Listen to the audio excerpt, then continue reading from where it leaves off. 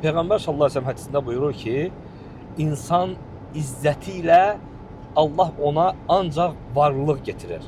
Yəni insan nə qədər özünü izzətli tutsa, heç kəsə möhtac bilməsə, Allah öz fəziləti ilə onu varlandırar. Allah da istəyir ki, Allah bizə öz fəziləti ilə varlandırsın.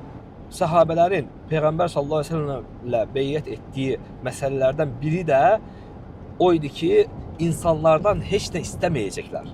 Hətta onlar miniklərinin üzərində, yəni dəvələrinin, atlarının üzərində olan vaxtı, o əllərində olan qamçı yerə düşəndə onu götürməyi belə kimləsə istəməzlər, kiməsə deməzlər ki, onu mənə ver. Onlar özləri düşüb mininin belindən oradan özləri götürərdilər. Hətta Peyğəmbər sallallahu əleyhi və səlləm insanları iş görməyə, işlə məşğul olmağa əmr edir və kimdənsə istəməyə qadağan edir. Hətta Peyğəmbər sallallahu əleyhi və səlləm hədisində buyurur ki, bir kəsin bir ip götürüb onu çıxarıb satması kimlərdənsə nəsə istəməsindən daha xeyirlidir. İslam dini insanı iş görməyə həvəsləndirib.